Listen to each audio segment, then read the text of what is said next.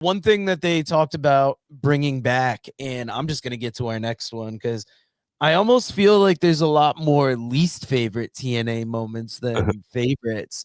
They're bringing back Feast or Fired next week on TV, and not my favorite match because it's almost like one person's got to get fired, and you figure it's got to be a work if they're doing it on TV. Sometimes you're like, could it be their way of getting rid of somebody? Is there anybody else on the way out? That's one of my least favorite. You mentioned another one of my least favorite, and it's just going back and watching it historically, is the Bischoff Hogan era coming in, where it's like knowing that it didn't work, just watching it completely in retrospect.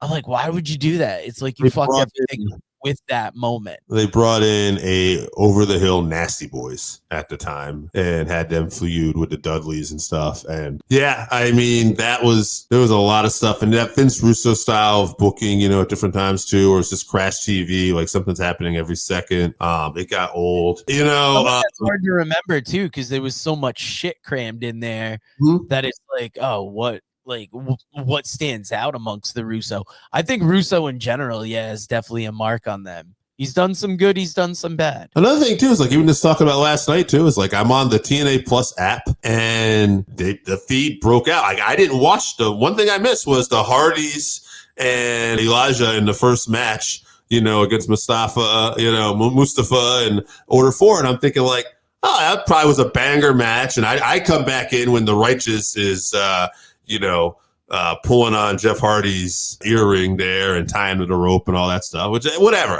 Good angle, I'm sure, but it's a pain in the ass. And that stuff has kind of been notorious with TNA too. Like the production eras throughout the year can be very frustrating. So I remember I bought like one of those Global Force Wrestling pay-per-view packages, and it came with a subscription to Global Force Plus, the predecessor to TNA Plus, and you got 3 free months. So bought the pay-per-views, watched them. They were all right. Yeah. First month, I'm getting charged for the TNA thing. So I get to them through email and they're like, oh yeah, we'll apply that. Second month, I get charged. I have to keep emailing them and reminding them that, hey, like get this free. And it was just way more of a pain in the ass than it was worth. Not saying that like that's indicative of what's happening now, but it's like TNA cannot shake that. And that's why I think when we look at ratings, they're going to be judged by their past because they can't get out of the way of themselves.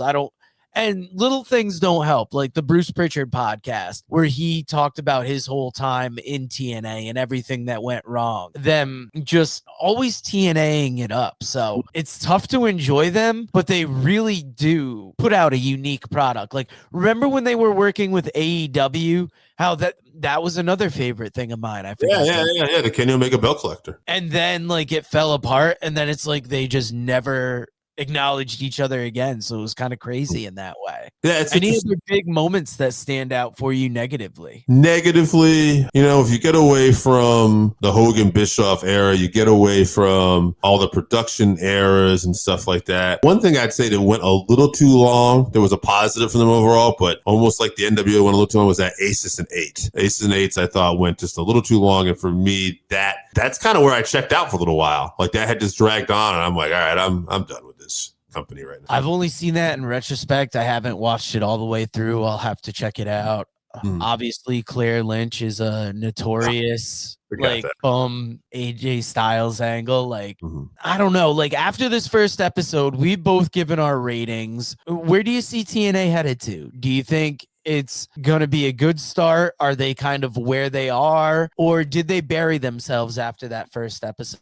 No, I think, I think ending with Mike Santana winning the title again was the right call, and having AJ Styles on the right call. I don't know if they did enough to bury themselves or knock a home run. I think it's going to be a wait and see, and it's really too early to tell. I could just be positive because I want to root for TNA and say, hey, they're going to be a competitive third brand company by the end of this year. But I have no clue. We're going to have to wait and see what these ratings are when they come out. And I'm not a big ratings guy, but if we're just forgetting about what we like and talking about the success of the company, we're going to have to wait and see what kind of ratings they produce on AMC and what these crowds continue to look like. If they continue to look like they did last night and, they can get something close to what AEW does on AMC, then hey, this could be a company that's going to stick around for a little while longer. And ultimately, I hope it does.